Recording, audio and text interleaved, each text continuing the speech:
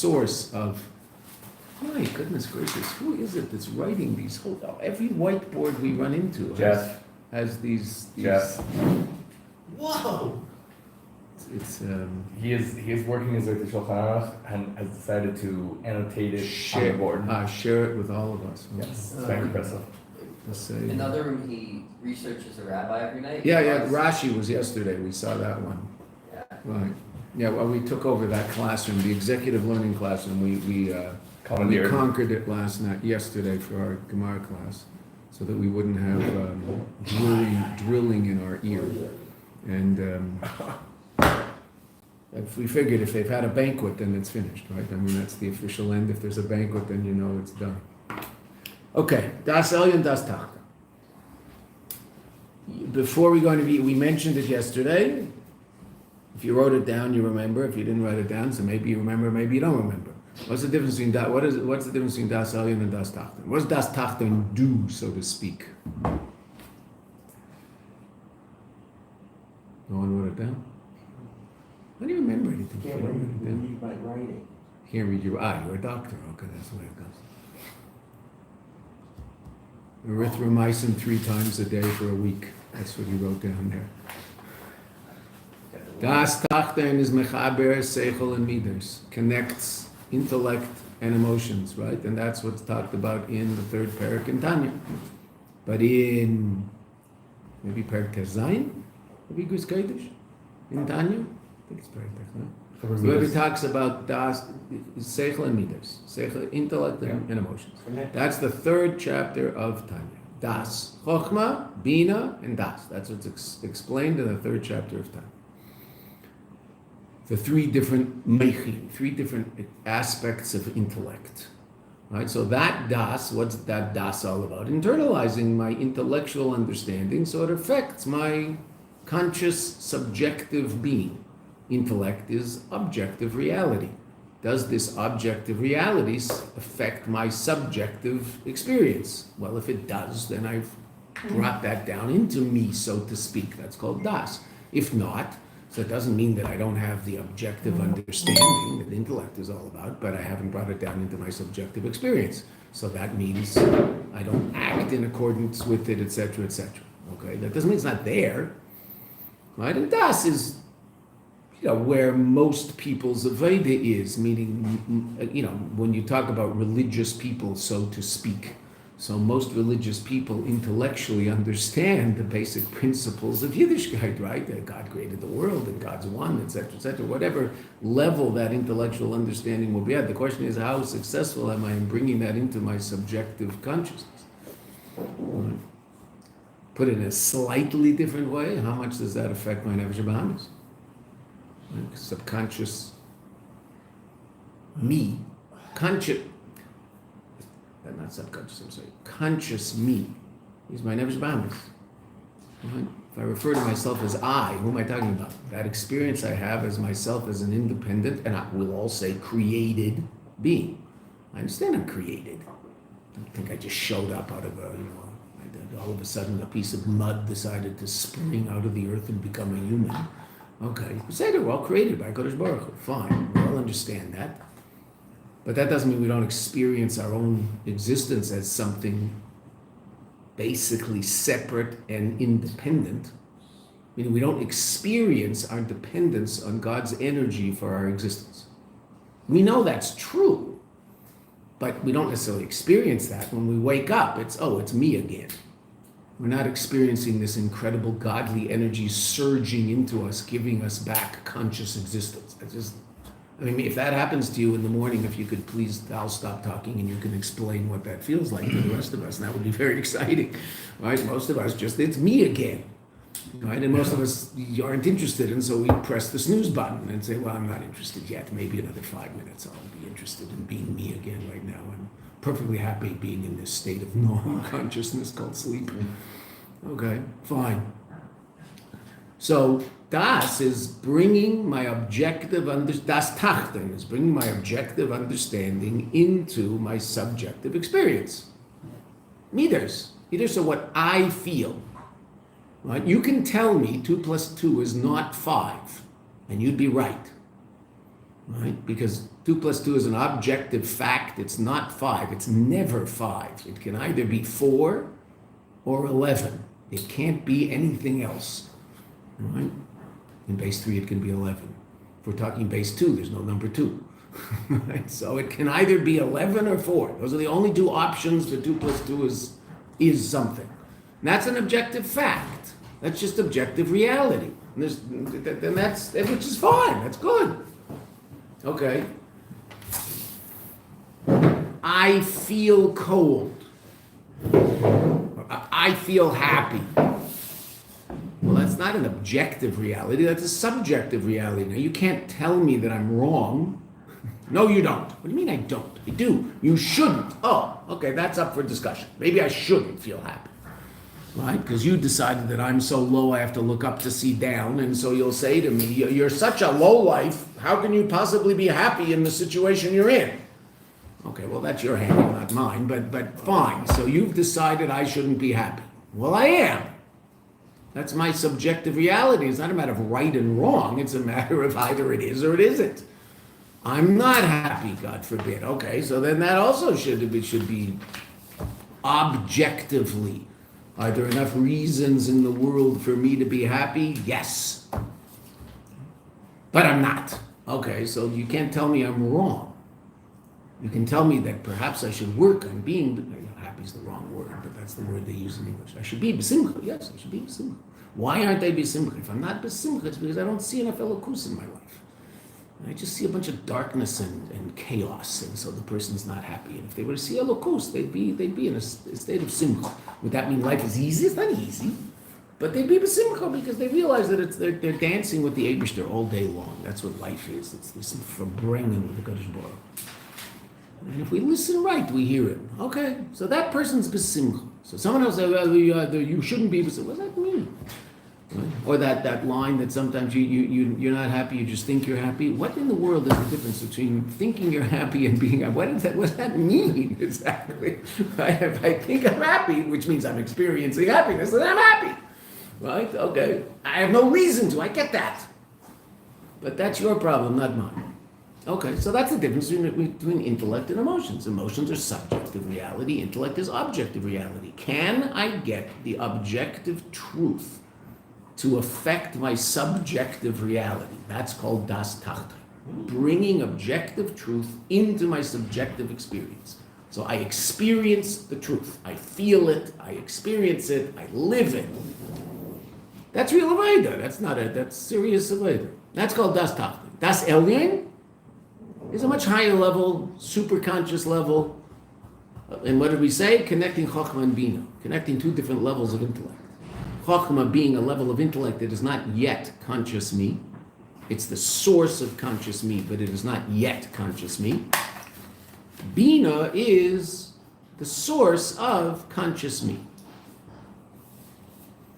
So that's why, interestingly enough, there's no simple conjugation of the verb of the word chokhmah. Ani something. Why? Well, there's no ani yet. I'm not there. It's the source of my experience of ani. So I'll say ani mevin. I understand. That I can say because there's an ani there. That's the beginning of me. It's that awareness of a certain understanding, awareness of a certain reality. Even if that awareness is an awareness of a certain lack of understanding, but I understand, I don't understand. That's me there, right, doing all that. How do I do that? I don't know. I don't know. How does intellect work? I don't know. There's this thing in me that allows me to encounter an experience or encounter an idea and somehow make sense of it. How do I do that? I'm not sure. I'm not sure, but I do. It happens. So you and I know the mechanism that we use to explain things to ourselves. They're called, we saw them earlier in previous Maimarim, they're called oisius, letters of thought, letters of speech. Well, we have building blocks that we put together. It depends on the language you're speaking, but it's all the same idea. They all, interesting enough, are basically the same sounds. They're just organized differently depending on the language you're speaking. But those oisius, those letters of thought or those letters of speech, help us put together an idea, and so come to some awareness of what's going on. Sometimes we won't have so much, it won't be so much words, we'll have more of a visual experience of it, we'll have a picture of it.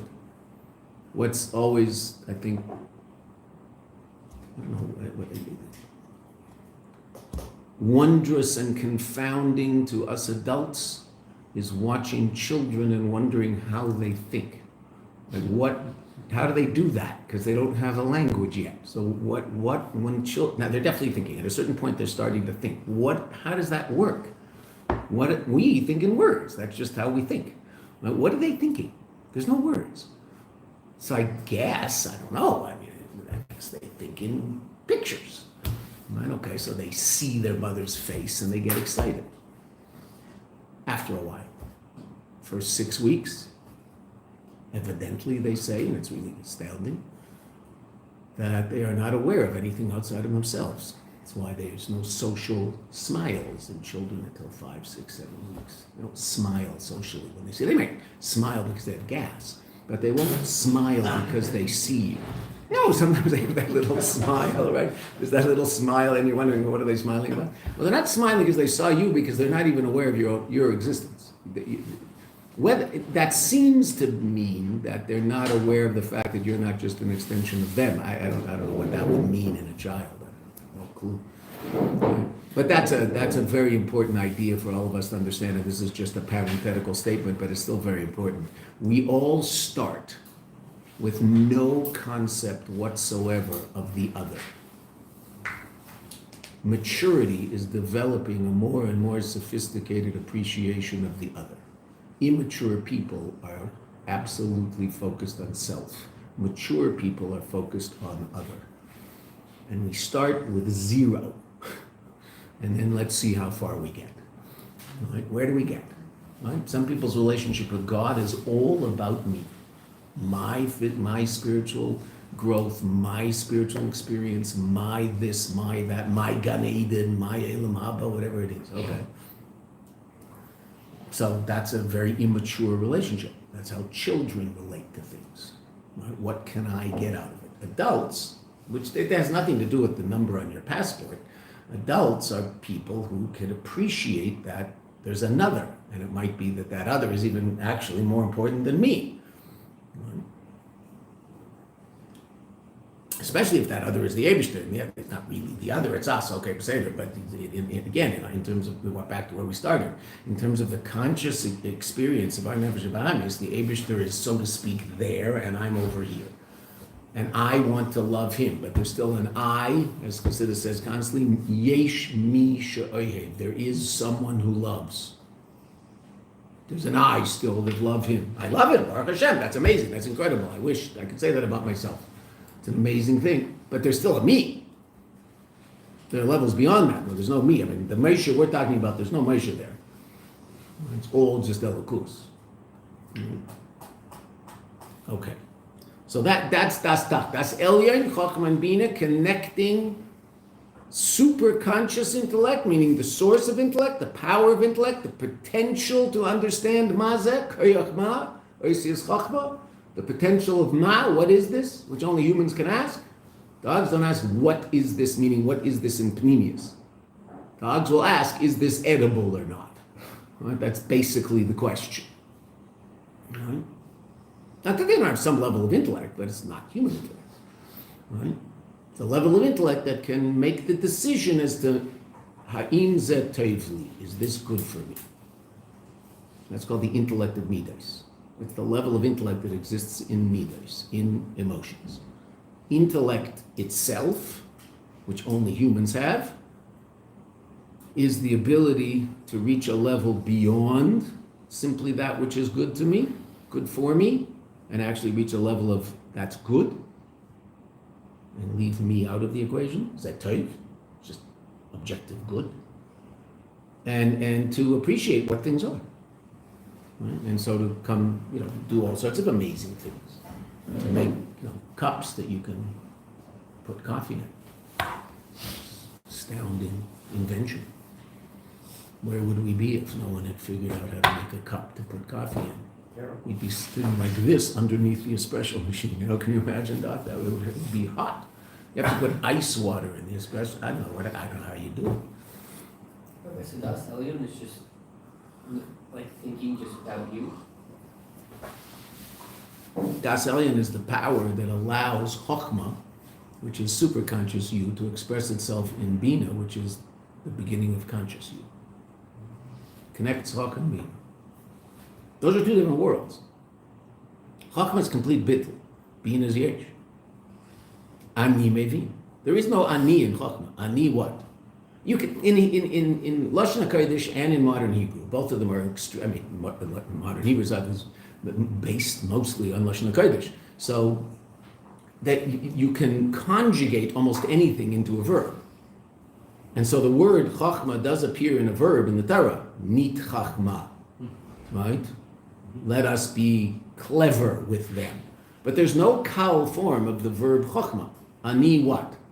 There isn't one. Ani chochem. There's no such verb, right? Why? Because chachma is not me yet. There's no me, so there's no simple expression of that in verb form. It's the source of me, but it's not me. So what allows that superconscious power called intellect to express itself in conscious thought? Ani mevin. Bina is like the heichel, the palace in which all your thoughts exist. How do they get in there? Well, there's a power called chokhmah which allows me to do that thing called think. And then when I do that and come to a conclusion, I call that ani mevin. Or ani lo mevin. But even if ani lo mevin, there's an ani that understands that ani lo mevin, which is also understanding, right? If I say ani lo mevin, that means if I understand something. I understand that I don't quite get this. That's sometimes the most important level of understanding. As opposed to thinking I do, but I don't. Right? So what's now the Rebbe told us what's the source of Das Elyon and Das Tachten? So the Rebbe said, the last thing we saw yesterday, we saw it quickly at the end. The source of Das Elyon is a level of Keser called Atik. The source of Das, I don't have to write them on the board because they're here in the minor. And the source of Das Tachten is that level in Keser called Arech. Now, that's very interesting, right? The source of Das, since Das is something that brings about synthesis of two different realities, so then it must be beyond those two realities, as we talked about quickly yesterday also. I can only bring about the synthesis of something if I'm coming from a higher place, right? The mashal used in Gashmias is two north poles. I can only push two north poles of a magnet together if I'm more powerful than those two magnets. If I'm not more powerful than those two magnets, then I can't push them together because naturally they repel. But if I'm more powerful, which I am, than the magnets that most of us have used, the little ones we bought in the store, right? So then we can go like that. That's not a problem. Okay, why? Well, you just have more strength. What if you would, some magnet that's in some research center at the edge of some university that if you're not careful, it'll start sucking cars out of the parking lot. Okay, so that magnet, I can't force that to do something that it isn't naturally inclined to do because it's much more powerful than me, at least on the level of magnetic force. Okay, so I can't force it to do something that it's not supposed to do. Okay, so how do I force Chokhmah to express itself as Bina? How do I force intellect, which is one state of reality, to express itself in Midas, which is emotions, a completely different state of reality? Something beyond both. So what's the source that allows Chokhmah and Bina to connect to emotions? A level of Das. What's the source of that Das? A level in Keser, which is beyond both Chokhmah and Bina, but that level in Keser called Arich, which we're going to come back to in a second. What is it that allows Chokhmah and Bina to relate to each other and exist in some state of synthesis? A level beyond both. A level in Keser, again, a level in Keser, beyond both. What's that? That's called Atik. What's the difference between Atik and Arich? So we saw yesterday. Atik is Pnimius Keser, meaning what? What Keser is. What is Keser? Completely transcendent reality. That's Keser. Completely transcendent, infinite reality. What's it transcendent of? Well, everything that you and I experience, but it's transcendent also of Elam Atzilus. It's transcendent even of that level of godly reality where there's some apparent existence of 10, revealed existence of 10, called 10 spheres. Kesser is beyond that, and Atik is so far beyond that, in no way, shape, or form can you see it as the source of that. Right? Just won't define it that way. That doesn't mean that through the domino effect, it doesn't end up being connected, right? That Atik gives birth to Arich, and Arich gives birth to Chochmah V'Atzilus. Okay, so then why aren't I saying that Atik is the source of Chochmah V'Atzilus? Well, it's not the source. It's the source of the source. Okay, well, doesn't that mean in the domino effect that it is the source? Well, okay, but I don't define it in terms of being the source. Well, generally, when we talk about a source, we talk about something that's the revealed source. So when you look at a human being, what's their source? In Gashmis, what's their source? It's the source of a human being in Gashmis. The heart? Hmm? The brain, the heart? The brain, the heart, that's how they came into existence. Oh. Their parents are their source, right? They come from their parents. And there are people in this room old enough who have walked down the street and they see someone 22 years old and they look at them and go, "Are you Moshe so-and-so's son?" Because Moshe's not 22 anymore. Because you ain't 22 anymore. And he was your roommate in college, in Yeshiva, whatever. You go, "Are you his son?" He goes, "Yeah, how do you know that?" He said, "Because you look exactly like him. It's frightening." We've all experienced that, right? And it's one of the most frightening experiences. You go, "Whoa." You feel like you're 22 again. Then you look at your beard and you go, "Wow, I'm not 22. Right? Now, unfortunately, they're 40, 45, but whatever, we don't want to go there. So, right? So, the spitting image. Oh, so a child can often be the spitting image of a parent. We just, Baruch Hashem, we're blessed with 2 grandchildren the last week. What's the first thing all the women do? The men don't know how to do this. What do the women all do right away? Who does he, she look like? Right? That's the first thing they do. Oh, looks just like. You look at the kids and say, "Looks just like." What are they looking at? Oh, that looks just like.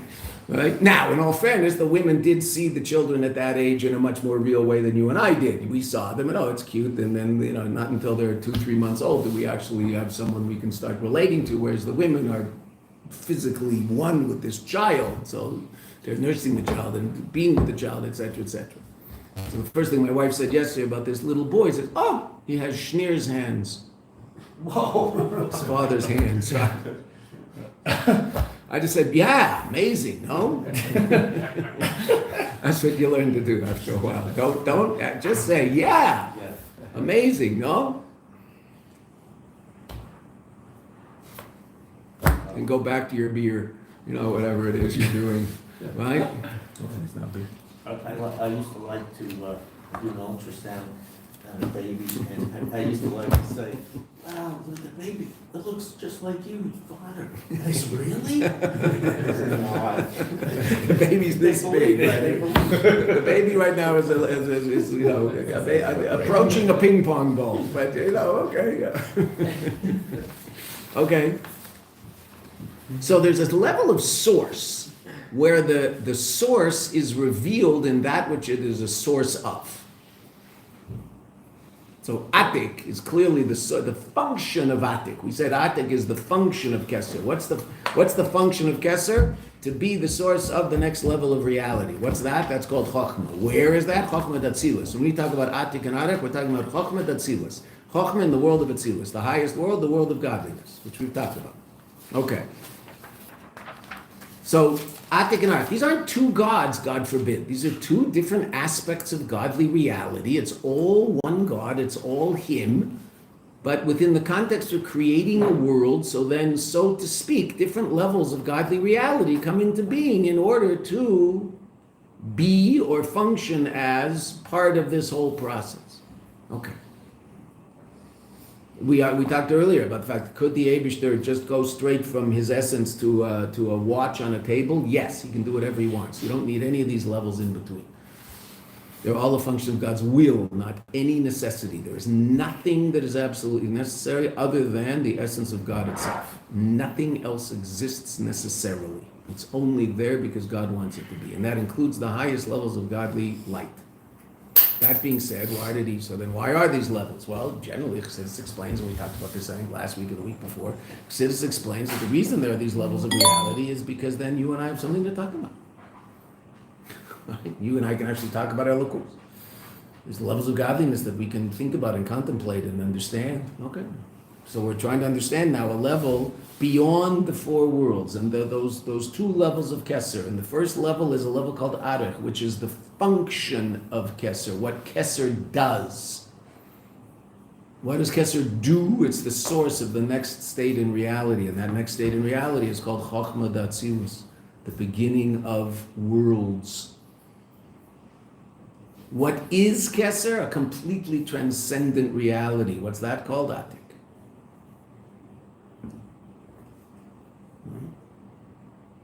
Is Atik somehow part of the process of getting to this point called Atzilus? Yes, but it's not defined that way. It's defined as a completely transcendent state of reality. It is the source of Atik, that's true, but I don't define it by what it does, I define it by what it is. Right? So for, we've done this in different contexts, but so for Atik, being the source of Atik is like me being the guy who picked up the cup. Did I pick up the cup? Yes. Would you define me that way? No. It's not definitional in any way, shape, or form. It's not who I am. That's what I did. It's not in any way, shape, or form who I am. Whereas if you were to talk about something more essential that I do and constantly do, and the purpose of my being is to do that, then you would say, well, I'll define him in terms of what he does. And that's reasonable. Yeah, but picking up cups isn't, except in the morning when it's coffee. Yeah? In short, what's Atik the source of? Well, if you define it as the source of anything, it's the source of Atik. Atik is drawn down into Atik. Two different levels of Kesser.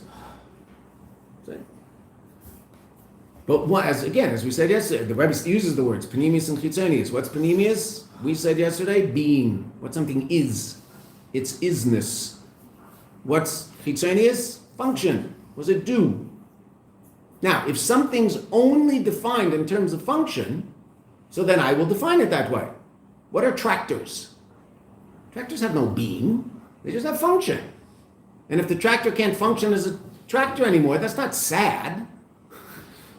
Just junk it. It's a tractor. Like, who cares? It's just a piece of metal. There's no being. It doesn't mean it doesn't have existence. But it has no being. Because it's all about function. Picking up dirt and moving it from one place to another. Whether that's making a furrow in a field, or that's building a building and picking up the dirt and moving it up, whatever the tractor does, it depends what thing you put on the end of the tractor. It depends what it does. It's very versatile. Very useful. But you don't bury a tractor, you don't say Kaddish for a tractor, you just, if a tractor dies, so you take whatever pieces of the tractor are useful to keep around in case your next tractor breaks, and the rest of it, I don't know, what do they do with tractors? They put them wherever they put them. You sell them to some Jew who has a junkyard, right? That's what a lot of Jews used to do that in the old days, right? Have a junkyard, right? Okay. Good money. Yeah, I guess, I don't know. So, okay, so why? Because the tractor has no being, just has function.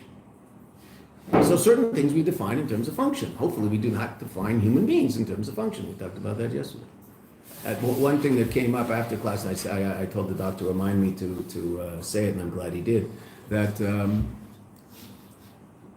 You're just defining a function. you're just right, you're just providing a function here, Doc. That, we talked about it in rather extreme terms, in terms of relating to life and death of an unborn child or a very elderly person. But in our relationships, we can also sometimes relate to things of function more seriously than we relate to things of being. And as parents, we can often make the mistake So those of us who are, there's two generations in this room. Those of us who are finished being parents and those of you who haven't yet started being parents. Okay, so a little piece of advice from those of us who are basically finished being parents. That doesn't mean that there aren't people in the world who call us Abba, Tati, Dad, whatever, but I mean, if we finished messing them up and now it's up to them to fix up what we messed up, right? Okay. So what can a very common thing for a parent, and we have to be careful of it, and we have to think about it. And the easiest expression of it is the child is in a car seat in the back seat of the car and spills a drink on the upholstery in the car. How do I react? Am I more upset about the upholstery, or am I more careful about the emotional state of the neshama sitting in the seat? That doesn't mean I don't have to tell him that, you should be careful next time. But how do I do it? Why are you so stupid? Why did you do that? You have to be careful. Whoa. My upholstery in the car is more important than the neshama of this little child, which I've just injured by talking to him that way. Now, we've all done that. I love after calling them stupid or whatever, but we've all reacted to things our children do in a way that was not necessarily for their benefit. Not perfect, right? Okay, but we have to do our best to not do that, because what's the dynamic of that?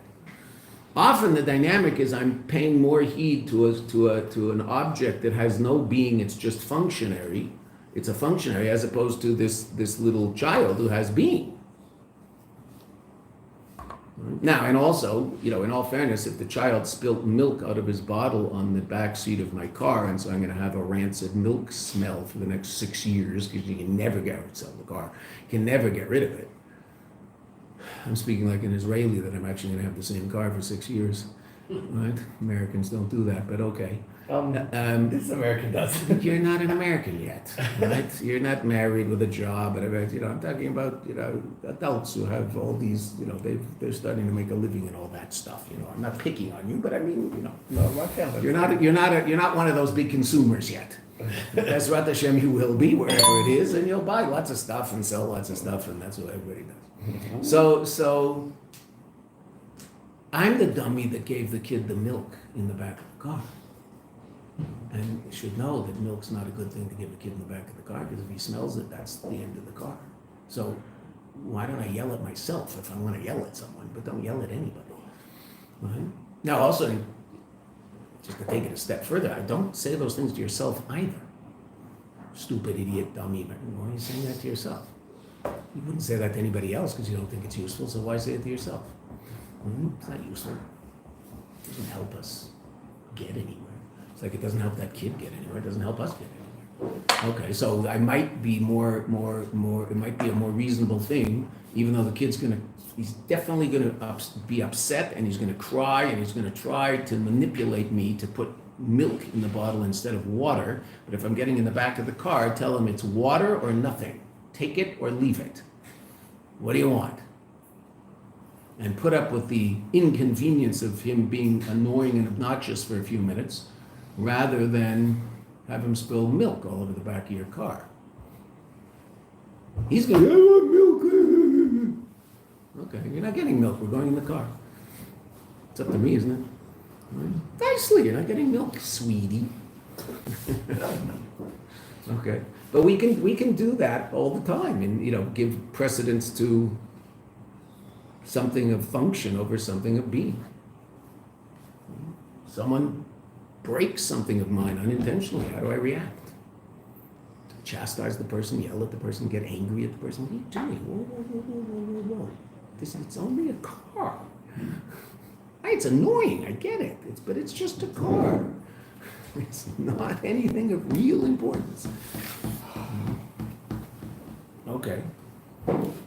And that's, in the deepest levels, the highest levels of reality, that's the difference between Atik and Arich. What's Arich? Arich is the functionary of Kesser, what Kesser does. And that's the source of Chokhmah, which means it can act as that which brings about a synthesis of Chokhmah and Bina with Midas. That's Das Tacht. Das Elyon, a higher level of godly reality, which brings about the synthesis of Chokhmah and Bina. And now, the Rebbe is going to explain to us what the difference is between those two in terms of our discussion. Because what we're doing in this paragraph is understanding the loftiness of Moshe such that his tefillah is something we don't understand. He's not lacking anything, therefore why is he davening? Right? That's where we're going. That's what this whole paragraph is about. So now let's see the end of it and then we'll get to the answer. Even though obviously you understand that the answer won't be sufficient. Right? So we're starting from, I'm not counting that last half line. 1, 2, 3, 4, 5 lines up. Umihamaylis shebedas elyon. Amongst the advantages of das elyon, al das tachton, and Moshe is the level of das elyon. Shedas tachton, mekabel michitzonius akeser, arich, soivev, that's what we just talked about, soivev, or soivev, meaning a level of transcendent infinite light, but a level of transcendent infinite light that is still somehow relevant to worlds, as we talked about yesterday. And what happens to that level of Sovev, that level of infinite light? It ultimately undergoes a process so that it can be transformed, so to speak, into a level of light called Mamale, the level of light that's responsible for finite reality. Even though the source is infinite. That, of course, is a question that is asked in Chassidus a lot, right? Philosophers ask, how can an infinite God create a finite world? Bad question, because God's not infinite. God's beyond infinite. Infinite's limited, can't be finite. God can do whatever he wants. The question is, in Chassidus, how can infinite light express itself in a finite way? Oh, that's a real question. That's called tzimtzum. That's called constriction, contraction. Oh, so where's the most obvious point? It's happening all over the levels of reality. But where's a very obvious point of powerful tzimtzum? When infinite godly light, which is arech, gives birth to some level of relative finitude, which is called chokhmah datzilus. Now, it's not finite like you and I understand finite, but it's chokhmah and not something else. Right? It's specific reality. And there's 10 levels of that specific reality, which are called 10 spheres. So all of a sudden, HaKadosh Baruch Hu is allowed for finitude to be revealed in him. And again, he's beyond infinite and beyond finite. He can be revealed in infinite, that's called light. He can be revealed in finite, that's called kelim, vessels. Okay, so where does that happen very powerfully? Arech gives birth to Chokhmah Datzilus. Sovev turns into, so to speak, Mamale. Well, that's what Sovev is supposed to do. Okay. And what's that the source of? Das Tachton. The ability of intellect to connect to Midas. But there's a higher level. Das Elyon Mekabel Mipnimius Akeser. Atik. What's Atik? Atik is essential infinite reality that has no relevance whatsoever to anything other than infinite. Or Ein Sof Shalamayla Migeder Eilamus. The infinite godly light that is beyond any notion of worlds. It's not the source of worlds in any way, shape, or form. It's called the source of the source. It's not the source. Right?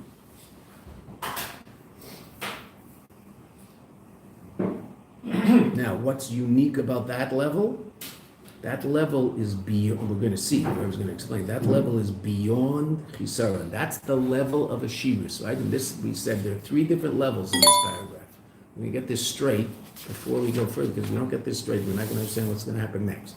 We said 3 different levels in Gashmias of the need for tzedakah or lack thereof. Right? What was the first level? Dei mechzer. He's lacking his basic needs. What was the next level? Dei machzer. Top line. Right? Look at the top 2 lines that Rabbi brings the medrash on this page. Dei mechzer. That which he is lacking. Who's that? A poor person who needs tzedakah for basic needs. He needs tzedakah for food. Asher yechzer lo. That which he is lacking. That's the person who isn't lacking his basic needs. But it used to be that he had a certain lifestyle. He had a horse to run in front of, a horse to ride on, and an eved to run in front of him. a servant to run in front of him. So if we can, we are obligated to give him back that lifestyle. Okay, that's not necessary, but for him, it's a lacking. If it's not there, it's lacking. So asher yechsor loy, that was lacking to him. It's not an existential lacking. Not having food is existential lacking. This is subjective on a certain level. Okay. And then there's the level of, the third level, what do Chazal say? So you're obligated to give him basics. You're even obligated to give some people the Audi and the chauffeur. But you're not obligated to make him rich. So that means having the Audi and the chauffeur is not rich, because you're still lacking. So who's the rich? We said Ribu Shefer. Tremendous amount of bounty.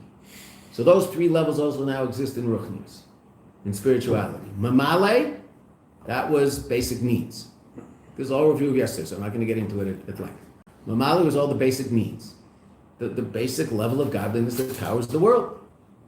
Soivev, a higher, more transcendent level, but if that's not revealed in the world is still lacking. It's lacking something that if that didn't exist, the world could still exist, so to speak. Meaning, bottom line, day by day, what's giving the world its existence? Or Mamala. So if there weren't a revelation in our world of Soivev in any way, shape, or form, so okay, the world would exist. But there is a revelation of Soivev on some level in our world, and what's that? Shabbos. Right? And therefore, if Shabbos isn't there, what's it called? Lacking. What was the world lacking at the end of 6 days of creation, which is all, so to speak, or mamale, the light that fills? Menucha, calm. What's the calm? Soivev, infinite reality. No interaction between different things that seem to somehow posit their own existence at the expense of something else. No, infinite reality is a state of absolute oneness, because where does one thing end and the other begins? There's no end in their beginning. There is a beginning, ultimately. There's no end, it's just all one. Okay. So that's the Menucha of Shabbos, that's Soivev. So that represents the level of Sheyech Seloi. That corresponded in Ruchnius, the Rebbe said, to the horse and the Eved. And then there's the third level, Ashirus. He's rich. Who's the rich? In Ruchnius, that's Das Elyon. Moshe. Moshe's rich. Moshe's Tefillah Lasher. And that's a level not only where there is no lacking, we're going to see that, the notion of lacking doesn't exist there. Okay, what does that mean? Let's see what I was going to say. Well, Pizeh, Tzarech Lahavin, last 4 lines. Based on this, we have to understand. Even more. This is finishing up the question. Ha'inyan tefillah l'meisha. This notion of tefillah l'meisha, tefillah's osher, which the Zohar says is tefillah's osher, the tefillah of the rich one. And what's rich? Das elyon. What does that mean? Ha'inyan ha'tefillah hu. We're going back to the original question. The whole notion of tefillah is Yamala Shekadosh Baruch Hu Yamala Es Machsada. The Kadosh Baruch Hu will fill that which the one davening is lacking. A person davens for that which they're lacking. The Kaven Shemesha Haya Osher, since Moshe was an Osher, Hein Begashmis Vein Beruchnius, both in Gashmis and in Ruchnius. Hariz Loirak, not only Shaloi Haya Choser, that it wasn't lacking, Befoil, in actuality, Shum Davar, anything. It wasn't even relevant in the whole notion of chisar. Then what's he davening for? Moshe is beyond lacking. It's not that he doesn't lack just because that's the circumstance he's in. He's essentially beyond lacking. Okay, so we brought this up quickly yesterday. If you look at footnote 43, Re'ei Barucha Dibra Maskal Tefillah Lamesha. See this at length in the Maimer Tefillah Lamesha. Okay, so we mentioned when we first started this, but it's easy to forget, so let's remind ourselves. This Maimer that we're learning was said on Shabbos, Yud Beis Tammuz Tavshin Chavtes, 1969. This Maimer. 2 days later, in the big, it was, I don't believe it was Motzei Shabbos, I think Sunday night, was the big Yud base Yud Gimel Tammuz for bringing with a microphone and people came in, etc., etc., etc. Right? So that for bringing, the Rebbe said another mimer. Interesting enough, that mimer was Tefillah L'Moshe, which is what we're talking about now. That whole mimer was on the discussion we're having now, Tefillah L'Moshe. How did we get to Tefillah L'Moshe? We in this mimer got to Tefillah L'Moshe because the Rebbe is trying to explain what's the unique connection of Moshe to Paraduma. Because Moshe understands the reason of Paraduma, so Paraduma and Stock are the same for Moshe Rabbeinu. So why is Paraduma somehow uniquely Moshe's mitzvah? For Moshe, he understood the reason of Paraduma. We saw the Medrash. Kodesh Baruch Hu revealed the reason, the reason for Paraduma to Moshe Rabbeinu. So by Moshe, Paraduma and don't murder are exactly the same. Oh, so how is it that this is somehow uniquely Moshe's? Okay, as a chok, as something beyond intellect. In order to understand that, we got to the idea of Tefillah L'Moshe. This mini mimer that we're learning now, well, there's a whole mimer that the Rebbe said 2 days before, which you can find in the same volume of Maimarim Melukatim, because the Rebbe edited that mimer also the same year, Tafshin Nun Aleph, 1991. The Rebbe edited that mimer, and it's the mimer of Yud Aleph Nisan, right? Yud Aleph Nisan, Tafshin Nun Aleph, the Rebbe's birthday. The mimer that came out as an edited mimer that year was the second mimer the Rebbe said on Yud Beis Tammuz in Tafshin Chavtes, the second of the two mimer we're learning now. We're learning the first one. This is the second one. Why is the Rebbe talking about Tefillah L'Moshe that then? Because that's the Kapitel Tehillim that the Rebbe started saying that day. Yud Aleph Nisan, Tafshin Yud Aleph, the Rebbe started saying Kapitel Tzadi. Yeah. And all year long he talked about Tefillah L'Moshe. He talked about that Kapitel. Okay. So in that mimer over there, the Rebbe explains something at length that the Rebbe just hints at here. Not only is he not lacking, it's not even relevant, the notion of chisaron. And that's over there in Tefillah L'Moshe, the Rebbe explains the difference between this. We brought it up yesterday, we'll talk about it very, very quickly, and I want to see the whole next paragraph before we stop today. Over there, the Rebbe explains two different levels of usher. The usher, because he has a lot, and therefore on one level he's not lacking, and the usher be'etzem, and the essential usher. What's the difference? The usher has a lot, he's not an usher be'etzem. Why? Because the fact that he has a lot is true, but he got it from somewhere else. Right? The marshal we brought yesterday, just very, very quickly, was Jeff Bezos. Jeff Bezos is a very, very rich man. Okay. Where did he get that money? You and me, buying on Amazon. He said, it's not my money, it's his money. I gave it to him. It's not, right? He's got it legitimately. Call it about that he figured this out and did something quite amazing. Okay, fine. So but he's not Usher Be'etzem. He's only Usher because he has received a lot from somewhere else. More than anybody else. I don't know whether he's the richest, but whatever. He's up there. More than anybody else. I think at that point it doesn't matter. Right? More than anybody else. He's received. He's a makabel. Very successful makabel. He's been makabel, received more than anybody else. But he's not Asher Be'etzem. It doesn't come from him. Essential reality is that it exists in that state by virtue of itself. It doesn't need anything else for it to be what it is, because if it does, then it isn't that. The thing it receives from really is. Right? That's why you and I don't have essential existence, only God does, because the only thing that exists by virtue of itself is a Kodesh Baruch Hu. Nothing gives God existence. He just is. How does that work? Don't know. Beyond our ability to understand. Where did he come from? He didn't. Why is he there? No reason. Well, when did he start? He didn't. Well, why is there such a being? No reason. He just is. Well, what does he do? Nothing. Well, what's his purpose? I don't have one. Well, who put him there? Who put him there? Just there. Well, where did he come from? He didn't. And you can just keep asking those questions and you'll never get an answer. And that's called the moon, because intellect can't possibly understand how there can be such a being. Godly light, every level of godly light has a source in a level higher than it. So it doesn't exist on some essential level. It exists as the result of the fact that there's a higher level of existence giving it existence. And that includes all the way, that goes all the way down to you and I. You and I are unique, and this is the Rebbe's first mimer. It's an amazing point that the Rebbe makes in his first mimer, Basi Lagani Tavshin Yud Aleph. Ois Dalet, the Rebbe explains that why is it that this is the place of the greatest revelation of godliness? Because what is it that you and I experience that no other being experiences?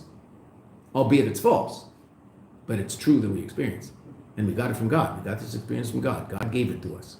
The experience of existence by virtue of ourselves. It's not true that we exist by virtue of ourselves, but we experience our existence as self-generated. I just am.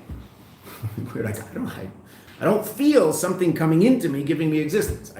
I'm just here. Oh, now I know that's not true.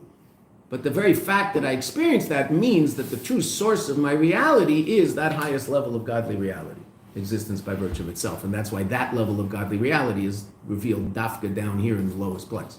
Because we're the ones who experience existence by virtue of ourselves. Angels don't experience that. Angels experience very clearly the godly energy drawn into them. And everything else in the upper worlds and everything above us. And down here, just am. Where'd I come from? Okay, but say to my parents, but I mean, just if my parents aren't here, that doesn't mean I'm not. I'm here. Am I independent? I'll tell you intellectually that I'm not. But again, as we talked about earlier, my experience is that I am. Now, I know that experience is false, and that's a very, very important thing to know, because if you don't know that, you really mess things up. But it's still an experience that we have, and everybody shares it, and we got it from God. Well, what level of godly existence could give us the experience of existence by virtue of itself? Only that level of godly existence that has that experience. And that's the essence of God, not godly light. That's why when the essence of God said, I want to dir b'tachtenim, I want to be revealed in the lower realms, well, he is. If we appreciate the fact that our existence is an expression of his existence, then we're revealing essential existence. Because true existence by virtue of itself is only him. Based on the middle, the fact that we think, we experience that level of existence means that our true source is that level of existence. No level of godly light could give us that experience because it doesn't have it.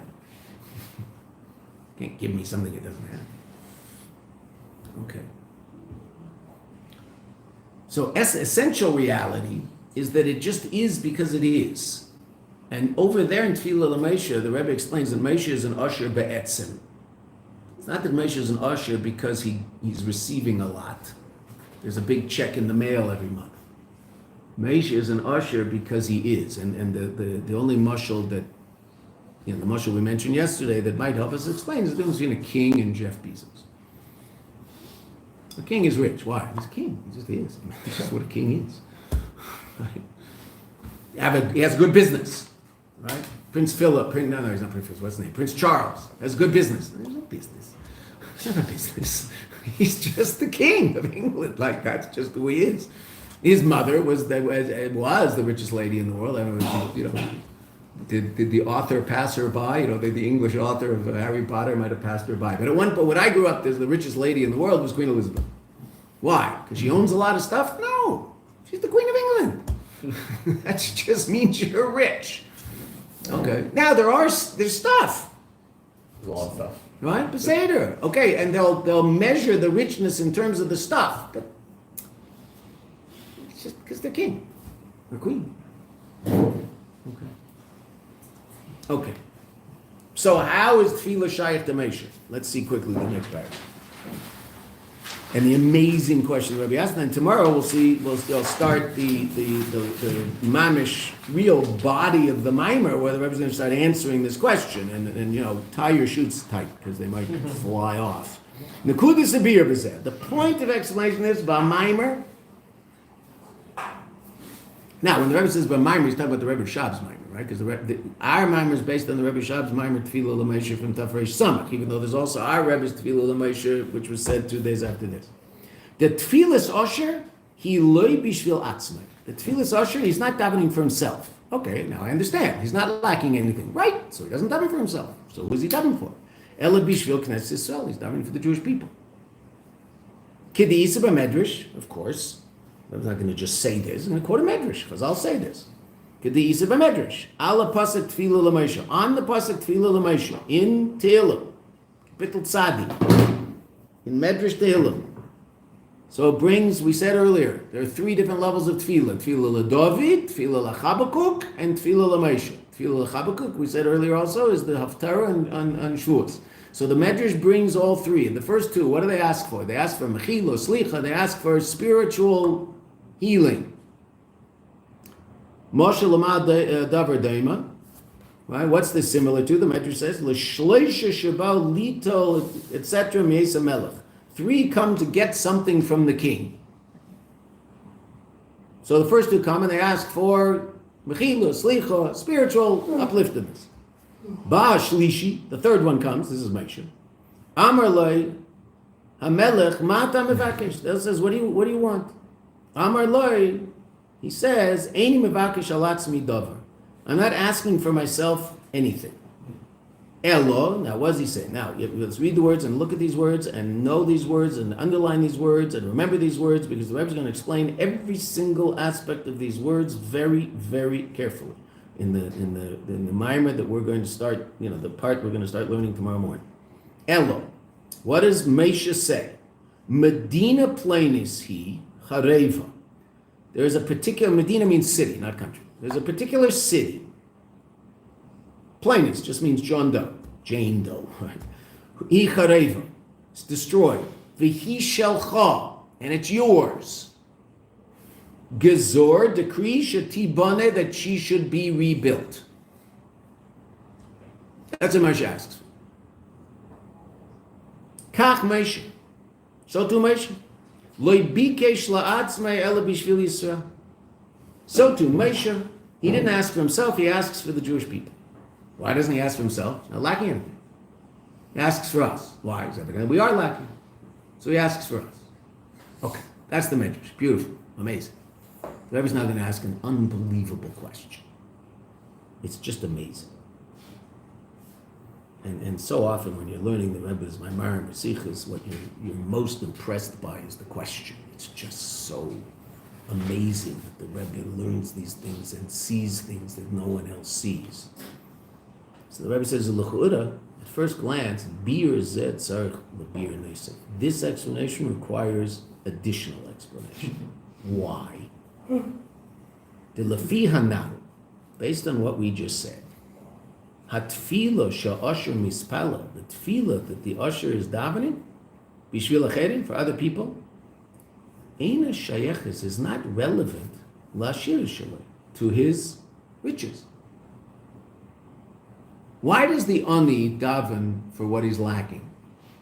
Because he's an ani. Why is the usher daven for what he davens for? I would think. No, he's not lacking. That's an usher. We just spent 2 days and a whole page showing very, very clearly that he's not lacking anything. So no, he's definitely not. So then he's definitely not lacking. So I can't say he's davening because he's lacking. The whole question is, what is he davening for? He's not lacking. Oh, he's davening for someone else. We're not talking about an Asher Shiach Zero? You're talking about a Shefa Ribui? Asher is not Sheikh Silo. Asher is beyond that. There's 3 levels. The poor person, the rich, the person who has lots of stuff but still is lacking, and the usher who doesn't lack. And Moshe's tefillah le-usher.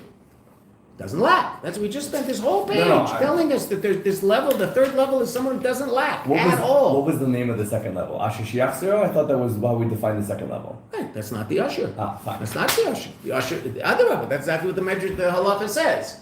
Give the poor person what he needs, and give the person of means that which he has lost, but you're not obligated to make him rich. Which means getting the Audi and the Schaefer is not rich. Because if that were rich, then I'm not obligated to do that. It says explicitly, I'm obligated to give him an Audi and a shofar, but I'm not obligated to make him rich. Yeah. So the Audi and the shofar is not rich. What's rich? Not lacking anything. That's what we just learned. So then we go back to the original questions. What's Moshe davening for? Oh, beautiful. We found the medrash. Moshe's davening for us. Beautiful. But the Rebbe asked a very, very powerful question. Wait a minute. That's very nice that Moshe is davening for us. That's because Moshe is a nice person. But what's that got to do with the fact that he's rich? A poor person couldn't daven for us?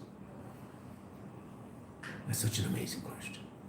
Tefillah l'asher, it must be that the tefillah is an existential. He's an usher. That's the Rebbe in the medrash. Rebbe says, "Bir zet tzarg bir neisef." The bir zet tzarg bir neisef. The lefia now. Hatfila shoshim ispala. That tefillah, 3 lines up, that the usher is davening, bishvil acherim, for other people. Ain't a shayach l'ashira shaloi. This isn't because he's rich. It's not relevant to his richness. Because a poor person can also be a nice guy. The zeshum ispala bishvil acherim. That which he's davening for someone else, who mikneshu writes it l'tegosim. He wants what's good for them. So I was saying, you have to be an usher to want what's good for other people? Absolutely not. That's not true. Upeidish tefillas usher, and the true understanding of tefillas usher, b'pashtus, simply, hu shatfila shaloi, his tefillah hu mipnei shu usher. He's davening what he's davening as an expression of being an usher, and he's the only one who could daven that. Because if you're not an usher, you wouldn't daven this. You can't daven this if you're not an usher.